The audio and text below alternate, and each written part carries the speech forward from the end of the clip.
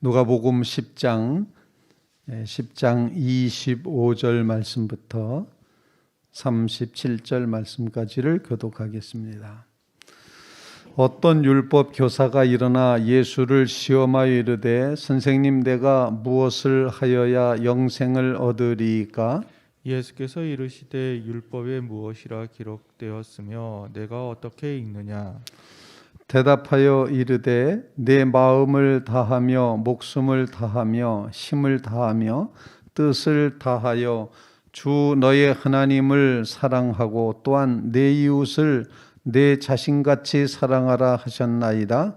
예수께서 이르시되 내 대답이 옳도다. 이를 행하라. 그러면 살리라 하시니 그 사람이 자기를 옳게 보이려 예수께 여짜오되 그러면 내 이웃이 누구니이까? 예수께서 대답하여 이르시되 어떤 사람이 예루살렘에서 여리고로 내려가다가 강도를 만나매 강도들이 그 옷을 벗기고 때려 거의 죽은 것을 버리고 갔더라.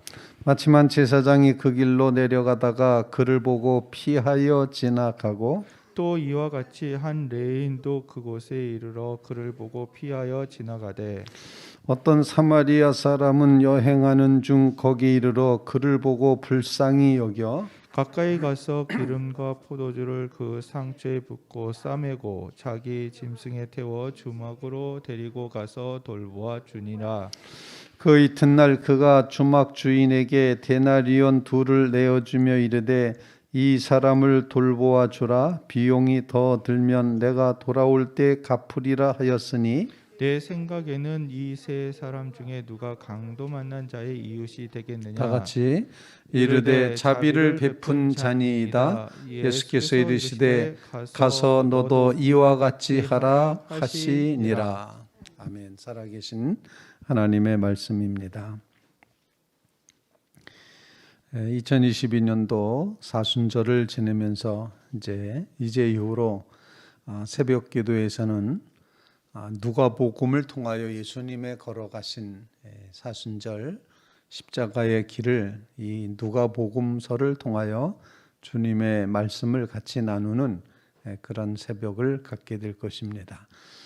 길, 진리, 생명이신 예수님 이런 주제로 이제 특별 새벽 기도회를 28일 월요일부터 시작을 하게 되는데 그 전에라도 우리는 지금 누가복음을 묵상하며 주님과 함께 길을 걷는 그런 이제 사순절이 되시기를 바랍니다.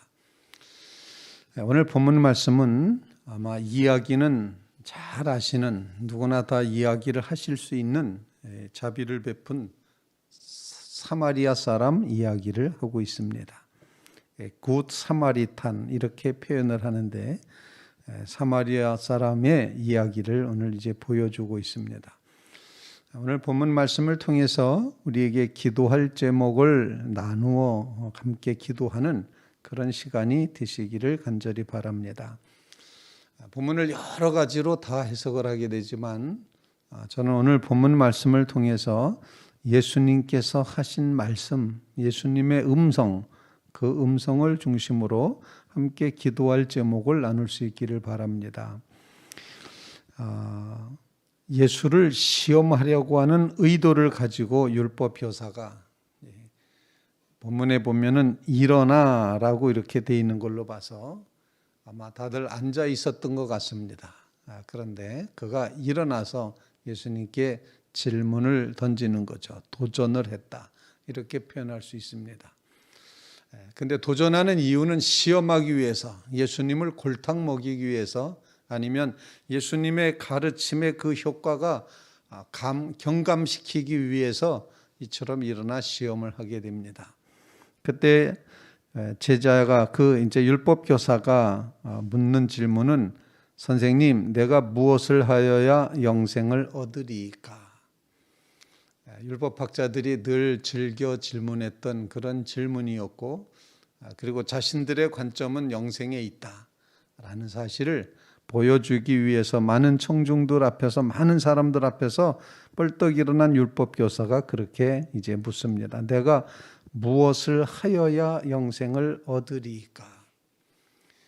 또는 내가 무엇이 되어야 영생을 얻으리까 이렇게도 질문할 수가 있는데 하여야 무엇을 해야 라고 이렇게 표현함으로써 행위로 업적으로 자기 공로로 뭔가 움직임으로 구원을 얻고 영생을 얻는다고 하는 철저한 이 율법주의의 모습을 있는 그대로 보여주고 있다는 것입니다.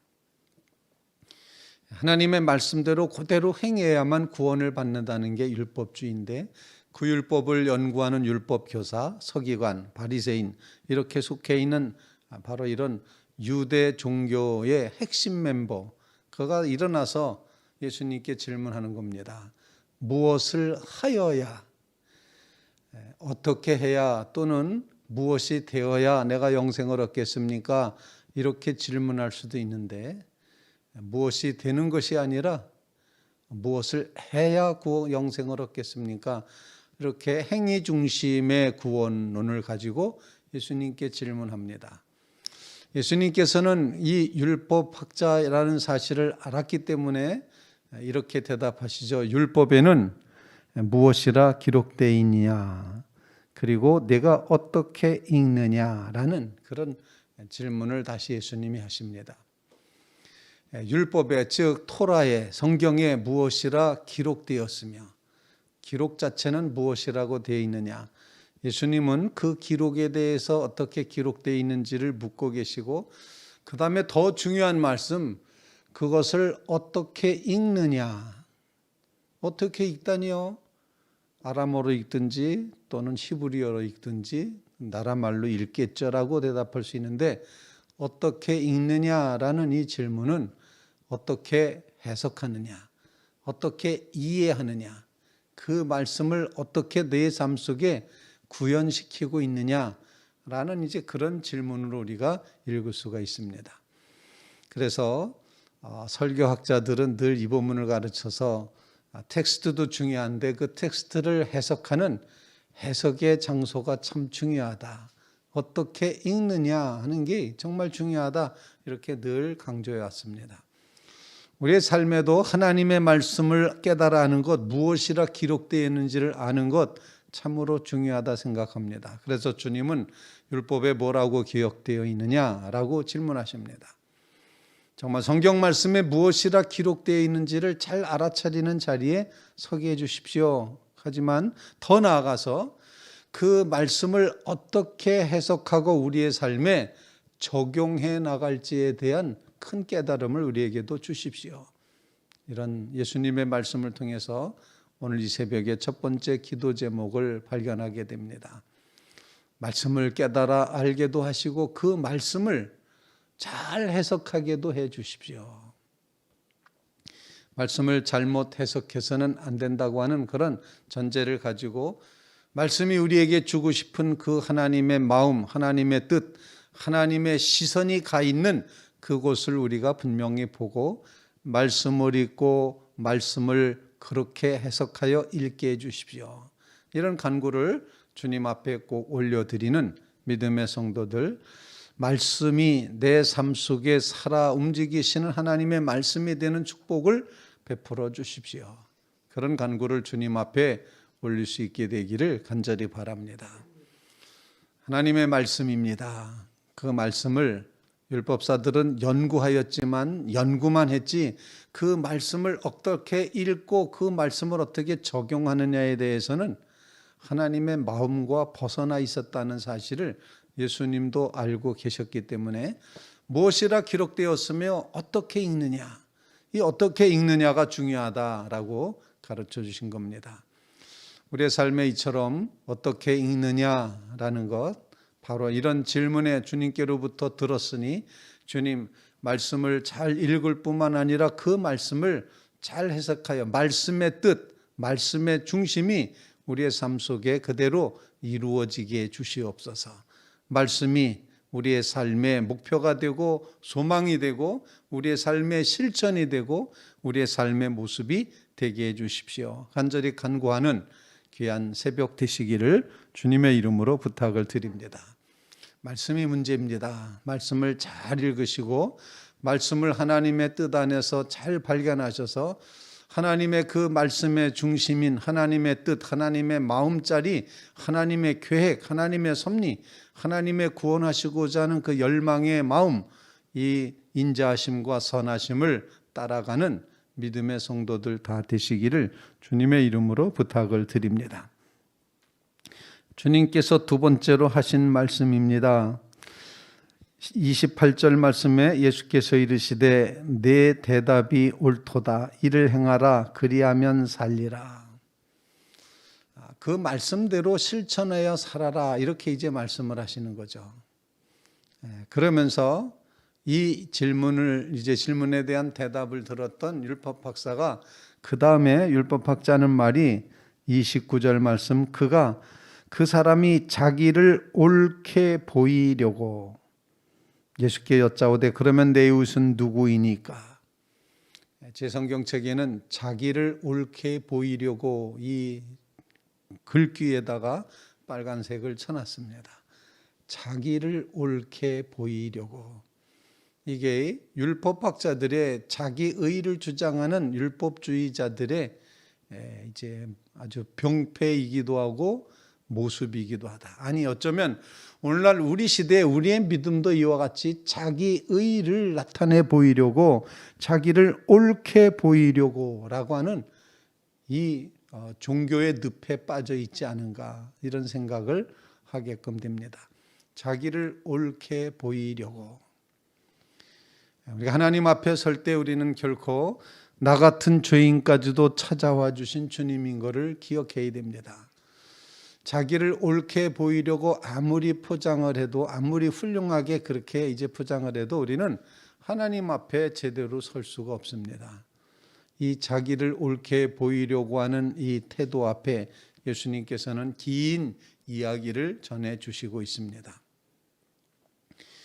형제가 이웃이 누굽니까? 라는 그 질문에 대해서 오늘 긴 이야기를 시작을 하십니다.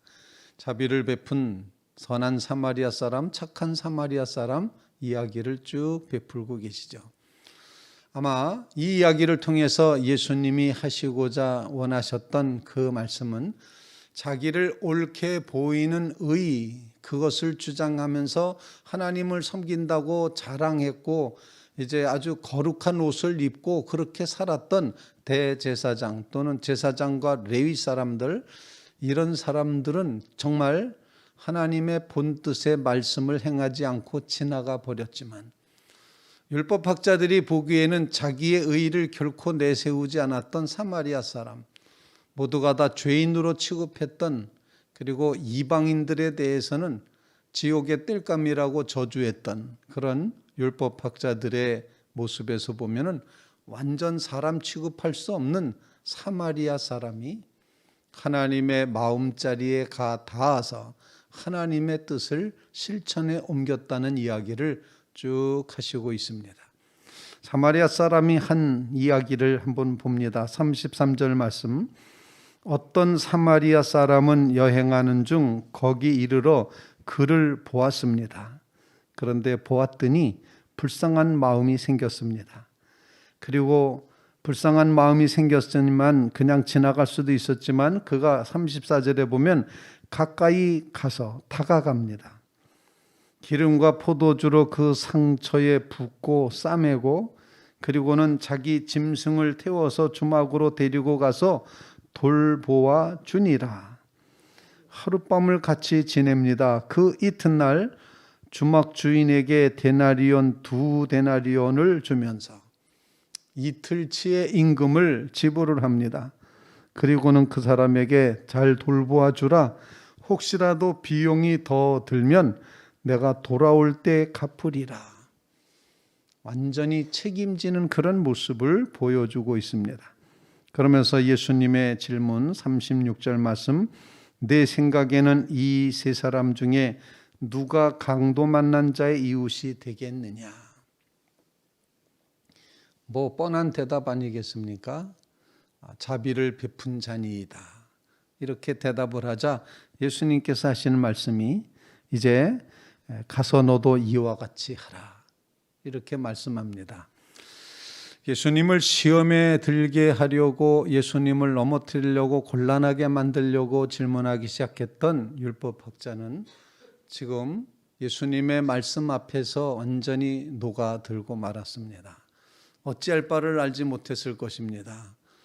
이거 내가 내 의의를 보이려고, 우리가 얼마나 잘났는지를 드러내려고 예수님과 논쟁을 했는데, 예수님은 우리의 논쟁 앞에서 누가 나의 이웃인지, 누구를 도와야 되는지를 일깨워 주시고, 그 돕지 않는 종교의 틀에 갇혀 있어서 말만 살아있고 말만 하고 있는 이런 율법학자들의 모습, 안다고만 하고 행하지 않았던 이런 모습에 대해서 가서 너도 이와 같이 하라 라고 말씀하심으로써 하나님께서 원하시는 그 사랑의 심장을 우리에게 일깨워 주셨다 생각을 합니다. 그래서 우리의 두 번째 기도 제목은 주님 말씀대로 우리에게 깨달음을 주셔서 하나님의 그 이웃을 사랑하라고 하신 사랑의 그 심장을 깨달아 알게 하옵소서. 그런 간구를 주님 앞에 올릴 수 있기를 간절히 바랍니다. 저는 세 번째 기도 제목으로 본문을 읽으면서 이 사순절에 하나님 우리로 하여금 꼭 한 사람의 강도 만난 이웃을 만나게 해주시고 그들을 향해서 우리의 마음과 가슴이 열리게 해주십시오. 불쌍히 여기는 마음, 다가가는 마음, 자기의 것을 모두 다 베풀어서 싸매고 기름 붓고 그리고 돌보아주는 그런 역사, 한 사람이라도, 한 영혼이라도 잃어버린 영혼을 찾는 사순절이 되게 해주십시오. 세 번째 기도 제목입니다. 그래서 우리 주변에 정말 하나님의 이 놀라운 사랑을 필요로 하는 이웃들을 꼭 기억해내시고, 그리고 그들을 향하여서 자비의 마음으로 선한 사마리아 사람의 이런 적극적인 인종을 초월하고, 또 이제 신앙의 그 모든 내용을 초월하고, 그리고 오직 도와야 된다고 하는 일념으로 끝까지 돕는, 돌아올 때 갚을 테니 충분히 사람을 도와주라고까지 얘기했던, 정말 전후를 다 보장하고 보호해줬던 이 자비를 베푼 사마리아 사람의 마음을 우리 마음에도 부어주셔서 2022년도 이 사순절을 지내면서 하나님 우리로 하여금 선한 이웃이 되게 해 주십시오. 그런 간구를 주님 앞에 올리는 믿음의 성도들 다 되시기를 주님의 이름으로 부탁을 드립니다. 그 길을 걸어갈 때 길, 진리, 생명이신 주님의 길에 한 모퉁이를 우리가 같이 따라 걷게 될 것입니다. 이 믿음으로 선한 이웃의 자리에 서기를 결심하고 결단하는 주의 백성들이 다 되시기를 주님의 이름으로 축원을 드립니다. 우리 같이